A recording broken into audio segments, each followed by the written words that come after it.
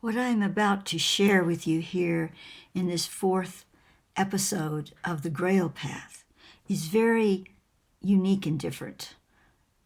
It's not an easy story for me to tell quickly, but I wish to tell it rather briefly. And so I'm going to make that attempt and yet give you the really vital information that is within it and how it relates to the Grail Path series. So in order to do that, I really need to begin with a personal experience I had.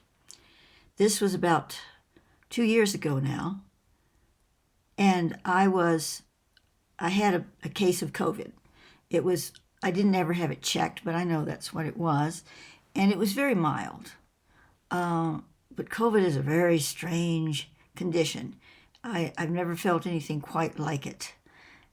And considering my insight about its creation, that would follow suit. In any case, I was in bed at night and I was experiencing some chills, but not severe ones, but nevertheless, it was not comfortable. And I decided to turn on my phone to a lecture by Scott Wolter. It's Wolter. He does America Unearthed series. I really like his work. And so I thought, well, I'll just listen to this lecture. What I was planning to do was put something on that was mildly interesting, and then I'd just go to sleep listening to it. So I did. And I was sort of going in and out of sleep and in this strange COVID state, which is very strange. And I was really not paying too much attention to the story. I'd hear a little bit of it, I'd drift off, and I'd hear another bit and drift off. And all of a sudden, I kind of came back a little bit, and I heard him talking about Altamara, the woman who had led a ship of Templars to the Catskill Mountains in North America, specifically to the region of Ontiara. She was a mysterious figure who obviously knew her way back home, and the Templars had a purpose in this trip, a journey which had been commissioned by their Grand Master. But as I was listening to it, and I just came back just for a few sentences, and I heard her name. That's really all that my subtle mind, because I was in another state, could really capture the name Altamara on the ship coming back home, da. And it hit me so deeply in this altered state that I was in. And I absolutely knew, and again, this is my experience now, I absolutely knew in that moment that I was Altamara. And I'm thinking, oh yes, I remember that. And then all of a sudden I thought, what? And I shook myself awake. So I went back into the story and listened to it again. I was amazed at what I was feeling, what I was seeing in the Akasha in regard not only to my apparent lifetime as Altamara, but the whole story. Now, again, when I speak of anything that I tell you on these videos, this is through my experience of what I call or I feel a relationship with Thoth, the Thothic records, the Akasha, whatever, and my interpretation of that experience. So just understand that as we go along here, but I'm going to say Altamara was an incarnation of mine within the context of what I just told you. And I also have the same experience from previous years, many years back, that my soul was an incarnation of Princess T, who I spoke about in the episode 3 of the Grail path. Again, all through my experience. So when I was feeling Altamara on her ship, and I was feeling Tiafi, or rather Princess T, there are several names she goes by, on her ship, the two came together. They came together in the sense that I began to realize that both these individuals had a similar journey. Not only were they the same soul, but they had a similar Grail path. Consequently, as I continued to investigate this lifetime of Altamara within the Thothakasha, I was shown that when Princess T and Jeremiah took the Cather stone and sacred objects from the sacking of Jerusalem, fled that, and went toward Hibernia, only to realize that they were really intended to go to Ireland when they were blown off course and landed in Ireland, that all that journey, when they began it, there were 2 other ships with them. And these 2 ships had sacred objects as well, or sacred records, and they were intended to go to another destination. So they all took off together, but at some point they separated, and those other 2 ships were headed toward the Catskills in North America. Now, I was shown that it wasn't an adventure where they didn't know where they were going. They were just sort of aiming themselves toward North America.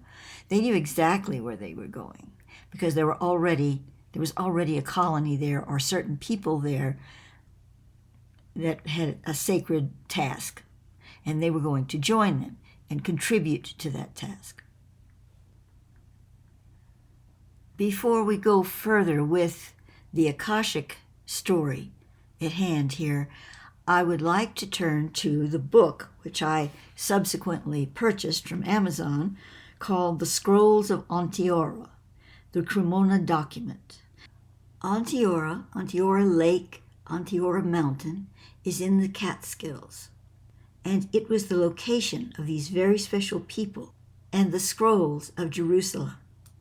And in Onteora was the Temple of the Goddess, which plays an important role in this story. This story began, or rather, the part that really gets dramatic here, began where there was something beneath the waters of the Hudson Bay that they thought was just salvage. And so a crew brought this stuff up from the bottom, and it was very interesting, some of the things. And one was some kind of a little pedestal or whatever that one of the salvagers thought was really interesting and pretty, took it home to his wife. She said, "Oh, I know just the place for it." She put it in her living room somewhere, because it was pretty. And the son, playing on his tricycle or whatever, accidentally knocked it off, and it broke. This was years later that it broke. And when it did, inside it were some ancient scrolls. These were the scrolls of Onteora. And so now I would like to read to you just a few passages from Scott Walter's foreword to the book on the scrolls of Cremona. The Cremona documents tells the story of the Templar Knights who entered the extensive cave system under the walled city of Jerusalem shortly after they had captured the Holy Land. I'm going to pause a moment. This is the siege on Jerusalem when Princess T and Jeremiah left with the Cather stone and some of the priceless relics and scrolls. To continue. The story tells us what the 6 Templars found beneath the ancient city and the subsequent mission decades later to a temple in Onteora. The stories are told first person by the Templar Knights who made the discoveries, and in the disposition of a historically known Templar Knight, Sir Ralph de Sudley, who led a flotilla decades later to recover ancient 1st century scrolls hidden in what is now the Catskills of New York. Ironically, it was Don Rue's discovery of a brass device on the shores of the Hudson River while fishing with Dr. Jackson and other friends in 1968 that started this amazing adventure. Well, I have to pause here and say, obviously I was a bit wrong. They did bring up relics from the Hudson, but I believe it was based on what he fished out of the Hudson that was this brass object. So I stand corrected here. So the brass object was what he took home with him. Hidden inside a garden ornament that originated on Bannerman Island, the device contained inserts and artifacts inscribed with Theban script that eventually led Dr. Jackson to purchase the Cremona document in Italy. So the scrolls led to the Cremona document in Italy. And this was before it could be donated to the Vatican and disappear forever. Dr. Jackson invited Don to join him on a diving expedition off the coast of Newfoundland that led to the discovery of an ancient shipwreck. Unbeknownst to Don, it was from the 12th century. Convinced the stories in the document were true, Dr. Jackson had asked Don and other colleagues to help search the Catskill Mountains for stone structures mentioned in the document. They were all on one mountain where ancient artifacts were hidden. Don recounts these numerous expeditions on Hunter Mountain and elsewhere, which are as memorable as they are historic. As I had said, from the Thothic record, when the two ships left the group sailing from Jerusalem to eventually Ireland, those two ships were headed for the Catskills, were headed for North America, but specifically to Onteora. So there were personages already there that they were going to join. Now, in the book, The Scrolls of Onteora, it talks about 1950 BC, a group of Jews not wanting to convert to monotheism and give up their goddesses and whatever, left Solomon's temple for parts unknown and ended up in America, perhaps with the Nordic people. So they're speaking here of different groups that they feel collected in that area. Not a lot of people, but different strains, some Nordics, some Jews, and they mixed with Native Americans at points as well. The Mandan Indians, to be specific, or the Mandan Indians were the ones that became remnants, eventually, remnants of these people. And then they talk about 30 or 40 AD, a second group following a Cynic and Gnostic teachings chose or had to flee Jerusalem and went to Wales and the Brits. And apparently from there they could have gone to the North American continent. All of these are suppositions and guesses here in this book, but it does lend to what Thoth told me, that there was already an established sacred group there in Onteora. And he even mentions that some of the genetics was from the inner earth. Now, how that got there, I don't know, but that was something that came up as well. Now let us look at the Templars, much later in time, who journeyed to Onteora in search of sacred scrolls.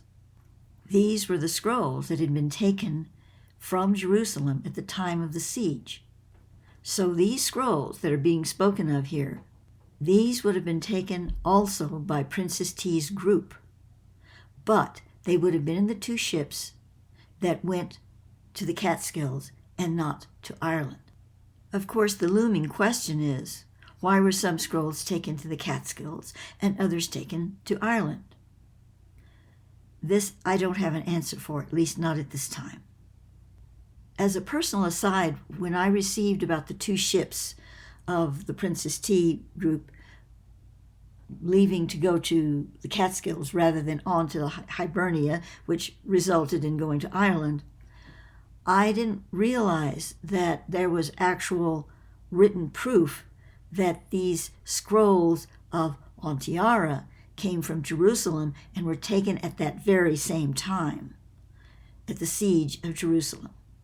So it all comes together beautifully to, I say, verify what I received in the first place, or so it seems. Now to return to Altamara and her journey. According to the documents of Cremona, The Templars needed to find a way to get to Ontiara. They knew it existed, and they knew the scrolls were there, but they didn't know how to actually get there.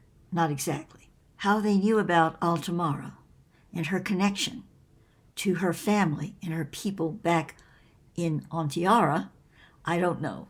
And apparently it is not in the records of Cremona. However, they knew she existed, and they sought her out. She was in another country, but they went there, they got her, she agreed, as I would imagine she might be anxious to return to her people. Now, from the Thothic record, as I said, I didn't know, but I'm kind of picking up on it a little. I'm receiving that Altamara left in the first place because she was on a mission. There was something that she had to deliver. How she was able to get back is kind of foggy to me.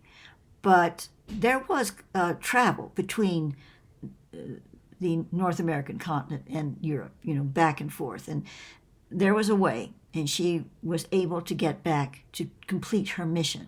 Again, the entire mission is not revealed to me right now. I'm just getting these little bits and pieces. So now it would be appropriate for her to return home. And this is what she wanted to do. So it was a good combination. They wanted to get there. She wanted to return. And apparently she had no problem with taking them back there. To read from the Scrolls of Ontiara book again, just a small passage. Now this is from the actual Cremona document. At the top of this tall mountain is water. This is unusual, and Altamara states it is the mountain of a great god of the inhabitants of this land, and is sacred to them. There is a large pile of stones here, with a clear crystal one at the top, with a point worked in its top. South from here, we see a rock with the design of the goddess on it, and the name of the people that live here. The 3 spirals mark a passage of time at Eostre. That's Eostre. There's no explanation given as to that name. I marvel that they have writing. It is the first I have seen, but Altamara and Wasaibi tell us that these people are not native to the land, but live here as guardians of the mountain. We see none of them, but feel we are watched. They are called the Cone or the Elohim. Going to go back to that one name that I mispronounced, and it's Wasabi. The text then continues about coming to a river to cross, and these people on the other side appear suddenly with bows and arrows. But then, this happens, then a horn, as Altamara has, is sounded, and the spears are lowered to breast height, and they advance to the beat of a drum. These people are fair to look upon, with many having blonde hair and blue eyes. The native group break and flee as the phalanx reaches the bank opposite us, and one hails Altamara. We are taken aback. The language is that of Gwynedd, that's Gwynnedd. We are made welcome. These are the people of the temple of the goddess. They are stately and tall. The shortest is 2 heads over me. They are fair of skin, with large heads, and dress much as we do, but have a cloth-type robe about their girth that extends over the shoulder. The fact that these people are so tall, the inner earth people, those from the hollow earth, most of them are very tall. So this might indicate what Thoth had told me, that they were mixed with inner earthers. As the story goes in the Cremona document, Altamara marries one of the Templars, and this is a condition for her to be able to travel on the ship. However, it seems to be that she also has a good relationship with him, perhaps even a loving relationship, as is demonstrated later in the telling of the story. This next passage indicates to me that these are a people of really mixed lineage. Not only the Hebrew and the Celtic and the Inner Earth and the Indians, but also other countries. because listen to this. A woman called Gianna plays an instrument making a tinkling sound and a clapping sound alternately. It is an elongated piece of wood, tear-shaped, with two metal thin plates across the width on swivel rods. A drum and horn also accompany her. It is not unpleasing to the ear. I am told it is called a sistrum. To the back was a doorway and a way down to a large chamber. But if constructed or natural, I could not tell. Many candles provided light, while only rustlets did so above. To the rear on the wall was an effigy of the goddess, with much flowers about her, and pine sprigs over her, and a well of water before her, and lamps of oil about her. To the left was the sign of, now I'm not going to be able to say this, but it is a Celtic name, Bloodwood, Bloodwood, Bloudwedd, and there's two more I can't say, Cynidei, and then the next name is Cymeinfoll, with her cauldron of regeneration, the three spirals circling the dot ever present. Also was the sign of Gwyn, ap Greidiawl, and then another long name I'm not even going to bother to spell, but it's all Celtic, and I've actually seen these names before in history. And these were about the sacred triangle, and to the right was the sign of Aaronrod. Now that one I can say. This document also speaks of them living in windowed rooms with fireplaces, some 10 in all, with a central chimney to all, and a central hall with a banquet table of oak and woad benches about it. Obviously, these people were rather sophisticated, at least for the time. But back to the goddess and the chamber that they entered. In another part of the text, this is in fact the basic form of the worship of the goddess, and though it is foreign to me, as is the belief of the Prophet of Islam, I can understand both from having read now one of the scrolls of Adoniram. I expressed a fervent desire to know more of them, and stated this to Gwyn. Now Gwyn seems to be the high priestess. Thus I was told that I must prepare. I was taken from the temple structure and led by a winding path down the side of the mountain opposite that from which we arrived to an overhang of rock blocked up on all sides to its top with small opening at one end. I was told to spend the night here after bathing in the stream to its left, and to which a fall of water proceeded from above. On the morrow she would come and get me. I was to eat nothing and to drink no wine. Upon the rising of the moon, however, she came to me, and with the light of an oil lamp, the oil of the rendered fat of the goose, she stated, as the lady of the silver wheel descended to earth to watch over the tides of the sea and the tides of human fertility, so does her maiden come to me. I told her I was taken a vow of celibacy, that I could not break it, as it was before my God, and of this she seemed pleased. I have tested you, and have not found you wanting, she said. She speaks in the language of my land, England, much to my surprise. She states she knows many languages, and is gone.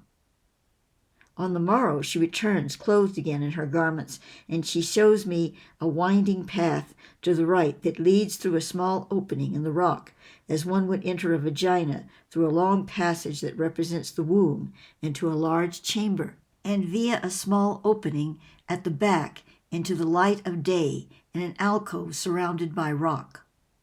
Following a narrow path down to a small cave, we enter here, and she states I must leave within the sand here an offering. She leaves the likeness of the goddess, and I leave some trinkets I have carried with me from home. She lights 2 lamps, and by then I see that others have left things there also. At the very rear, she states, I am to reach into a hole and remove what I feel. It is an uneasy feeling to place your hand into a hole that you do not know what is inside, but I do so and remove 4 long clay tubes, as were seen by me at the temple. Within are 4 rolled scrolls. I will return them to the Grand Master, as I was so instructed, and for which I was to be rewarded. It is the purpose of my venture here. We leave the way we have come. She states to me that as I have received knowledge from my parents at birth, so I received knowledge now. But as to the birth knowledge, it must be learned, how to unlock it, and this is acquired knowledge. So now as I exit from the vaginal opening, symbolic of rebirth, so I must wash in a pool, for a baby is washed at birth, and then climb a set of stone steps to the top of a great rock set in the stream of the pool, and sit at its top in a depression there, with the carving of the goose at my feet, to let the noon sun bathe me with its warmth. She also states that of the 4 tubes I may choose one as my own. Looking at them, I see that each has cut into the clay a letter of the Greeks, and I see Alpha, Beta, Eta, Omicron, and being anew, I choose Alpha.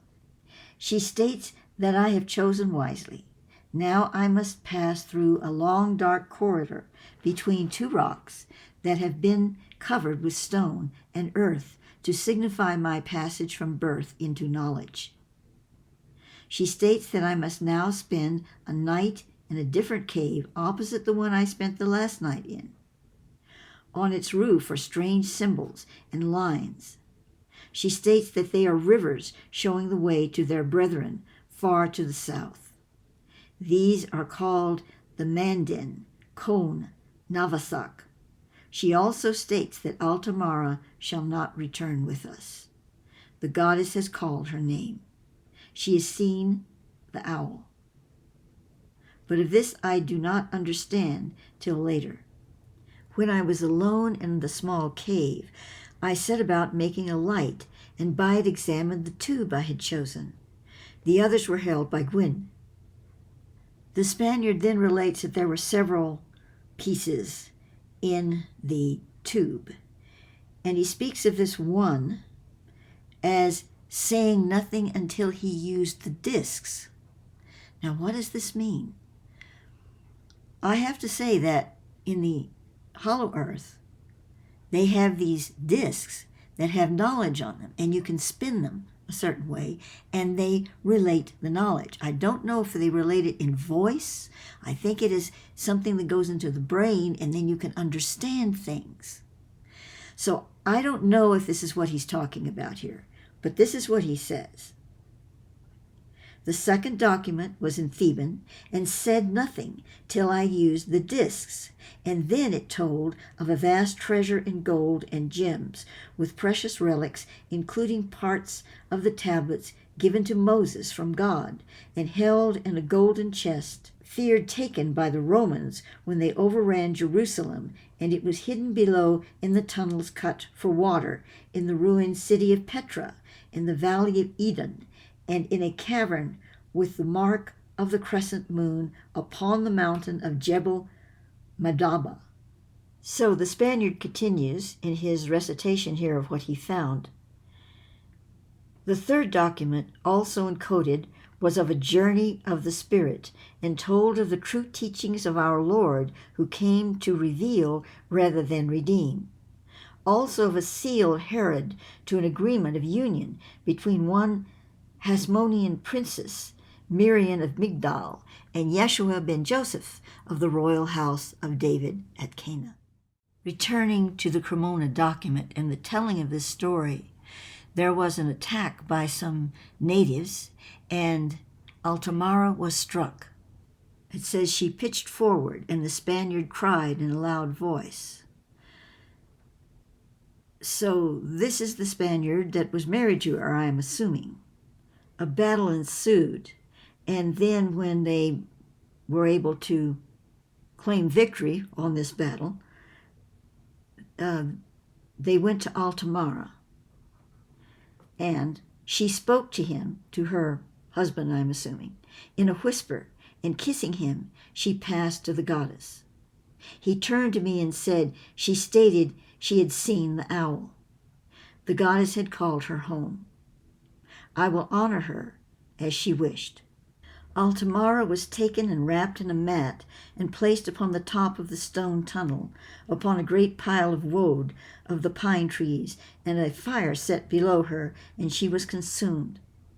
The bones were gathered and placed in a special box of oak woad, and Ponce took her ashes and placed it in the jar he had carried myrrh that had been used to wash her body with. Gwen had her placed in the cave, with the carving atop its roof, both ash and bone box, and each of us left a grave good. Gwen left the 3 scrolls, and I the discs, but the scroll of Alpha I took with me, and later secreted the Eta one also. Talismans were set upon the cave, and Seacliff and Sir Eldrick pushed a great rock from above to block the entrance, and then we made upon the hide of a deer a chart with the sky tool, to mark the place where she was, and to mark the place of the discs, for I knew that Hubert held the others. At this point in the reading, I'm thinking that the discs were probably codes of some kind. They had written codes on them that allowed them to decipher the Theban material better. The Theban language is actually a coded language unto itself that was used by the Templars. However, as I say that, I'm getting there's a little bit more to the discs that was never discovered. Let's just put it that way. To continue with the text. If the goddess priestess thought we could not read the scrolls, she may let us have more. It was a good thought, as Gwyn and Sir Eldrick and Lionel also chose scrolls. We laid out marks on the rocks so that the chart would be better followed in the future. Cleifas had a chart of the stars for Beltane at Cyprus, and he felt he could track a course home by making one of the stars here. A large natural stone formation on the side of the mountain of the goddess suggests a human face in its shape, and at the right side of it is a ledge that allows one to stand with a complete view of the south, east, and north. So did Cleifas prove of some worth, after all. Cleifas did, however, choose to check his measurements upon the morrow at eventide, and as he was at work, did a rain begin, and he cried, O Aseroth! And upon this utterance did a lightning bolt strike his metal, and he was killed, as the rain turned to snow. Gwyn claims it is an omen, but I believe an accident of timely proportions. Now only those of the Templars know the discs are within Altamara's ash. He is also laid to rest in a cave upon the top of the mountain near the living structure of the goddess. Thus far, our path of the Grail has taken us from Lemuria to Atlantis, to the Guanches of Canary Island, to the siege of Jerusalem in 587 BC, on with Princess T and Jeremiah to Ireland, and also, in a later period, following the 2 ships that left the group of Princess T and went to North America, we move forward in time with the Templars and their journey in the 12th century to Ontiara, the temple of the goddess. The Thothic commentary on this is that all of these things lead to connecting energies, frequencies on the planet in the consciousness of humanity, bringing it back to source.